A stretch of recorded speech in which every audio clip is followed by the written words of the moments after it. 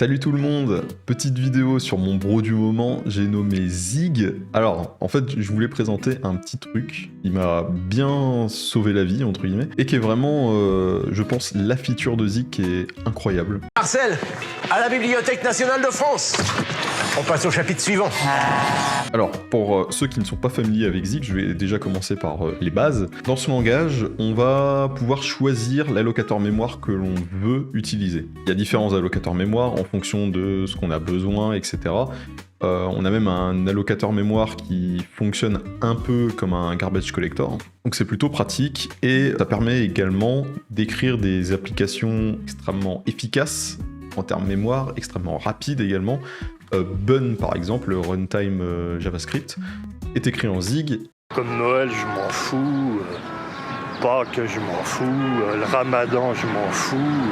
Vous êtes amoureux de vos fleurs, quoi? Non, même pas, je m'en fous. Même pas aussi. Sa rapidité est due à justement cette petite feature qu'a Zig. Donc cela étant dit, il y a un allocateur mémoire en particulier qui est intéressant et qui est le General Purpose Allocator. Alors cet allocateur mémoire, quand le déinitialise, ce qu'il va faire, c'est qu'il va regarder s'il y a une fuite mémoire quelque part dans notre programme. Donc partout où cet allocateur va être utilisé, donc toutes les allocations mémoire qui vont être faites avec cet allocateur mémoire vont être enregistrées et quand on va libérer l'allocateur mémoire, il va vérifier si toute la mémoire a été correctement libérée. Et donc c'est exactement ce que je fais à la ligne suivante, où en fait je vais log le résultat de ma fonction d'init. Alors le mot-clé diffère aussi, pour ceux du coup qui ne connaissent pas le langage, le mot-clé diffère est également un petit banger du langage, parce qu'il permet en fait d'exécuter des instructions quand on sort du scope. C'est-à-dire que dès qu'on va sortir de ma fonction là, mon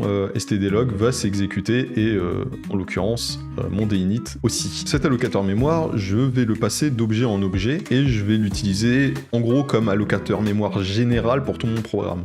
Du coup, on va arriver dans cette fonction init instance où je vais récupérer un allocateur mémoire juste ici et je vais l'utiliser pour initialiser différentes listes et ça sera l'allocateur mémoire qui va être utilisé pour allouer à chaque fois le nouvel objet que je vais insérer dans mes listes. Sauf que ce qui s'était passé ici, j'avais oublié de faire un petit differ et de déinitialiser ma variable extension. Alors, et autre problème, c'est que cet allocateur, il n'était pas passé ici. À la place, j'utilisais directement l'allocateur mémoire ici présent. Du coup, j'avais une fuite mémoire et si je lance mon programme maintenant et que je le quitte, là, le programme me dit que toute la mémoire est OK. Sauf que c'est pas le cas, parce que en l'occurrence, ici, en fait, on a une fuite mémoire. Donc maintenant, je remets mon allocateur comme il était. Donc c'est bien cet allocateur-là, maintenant, qui va être utilisé ici. Et si je relance mon programme,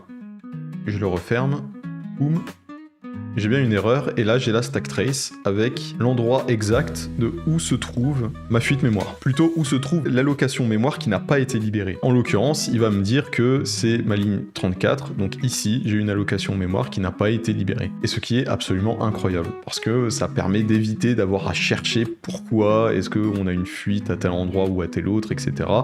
Et de devoir se battre avec le debugger pour retrouver de vieilles fuites. Il m'était arrivé d'ailleurs d'ancien moteur de rendu où j'avais une grosse fuite de mémoire quelque part et ça m'a pris... j'ai réécrit le moteur en fait tout simplement. La fuite a disparu mais ça m'a pris énormément de temps.